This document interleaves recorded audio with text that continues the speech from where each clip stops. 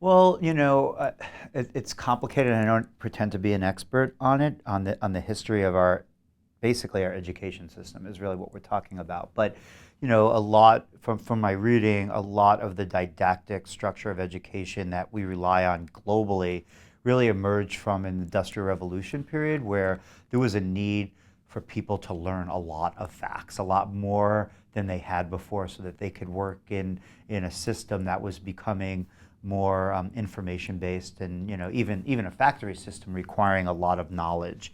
And that education system and that content delivery that had to occur became our dominant form of what we think of as education. And it's not a bad system. There's a lot that does need to be learned. But I feel that the focus on the underlying information processing systems themselves and optimizing those just been deprioritized. And knowing, not just improving them, but even assessing them, right? Like understanding how a healthy 12-year-old's attention abilities are, how they selectively focus, how they sustain, how they hold information in mind, how they regulate their emotion, their degree of empathy or compassion. These are just not really evaluated. And so we don't even have the basis to then try to improve and optimize them. Unless we think there's like a learning disability or some type of developmental challenge, and then they fall more into the clinical scenario.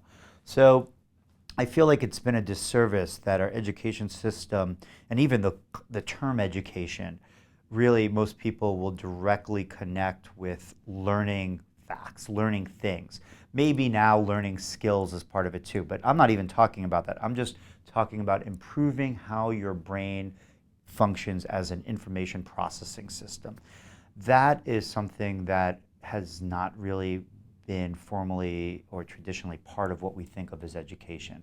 And I think a lot of it is historical. These are big, giant, behemoth institutions that are hard to move when they're already on a path. And we've perpetuated a lot of them for our, such that now we're, I think, feeling the consequences of it.